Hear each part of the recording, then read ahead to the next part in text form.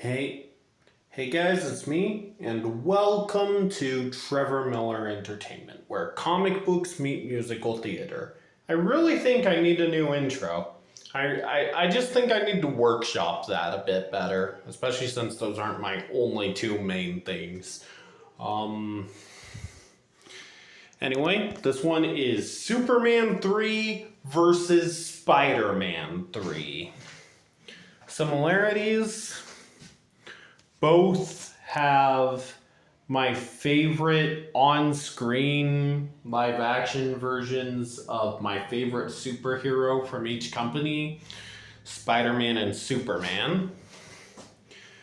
Both get negative reviews, and I largely disagree with those reviews, but I think it's mainly because they both have like a big saving grace factor for me. Both have an alien substance which causes our heroes to struggle with their dark sides as their dark sides are starting to take over, but eventually the good side overcomes.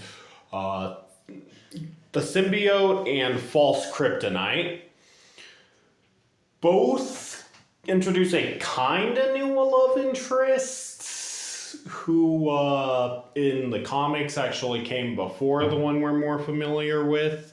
Granted, Lana was actually in Superman the movie, and she's only in this movie because Margot Kidder didn't want to be too prevalent in this one because she was upset with how the Salkinds treated Richard Donner.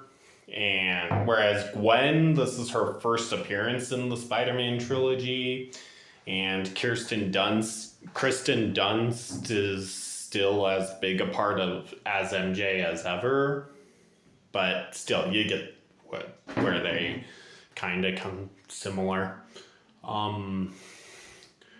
Both have a villain who's not completely on the bad guy's side. Sandman is mainly stealing to help his sick daughter, and him killing Uncle Ben turns out to be a misunderstanding, and it technically really was the guy they thought that it was. And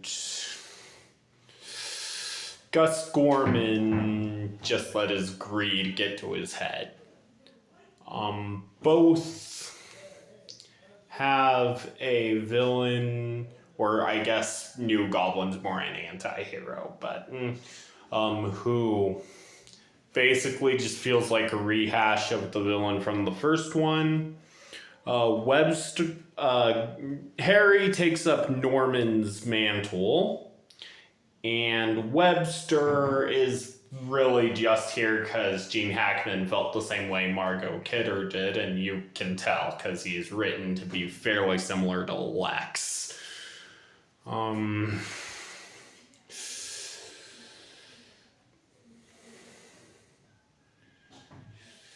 Both have a scene where the civilians are hating on... Oh, also, both heroes get the key to the city in these movies. Both have a scene where the civilians are hating on the hero they used to look up to, only to later look up to them again, etc. So, which wins?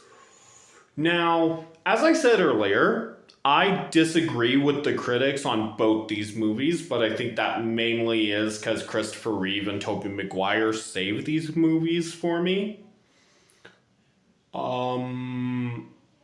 But that being said, I don't want to tie. And if I had to pick one, I would go with Superman 3. You just can't beat Christopher Reeve as Superman, even if you are Tobey Maguire as Spider-Man. Winner, Superman. Winner, DC. Hope you enjoyed. If you did, make sure you like, subscribe if you want to, and if you do, turn on those post notifications so you never miss a video. Comment below which one of these movies you guys like more, and I'll see you next time. Bye!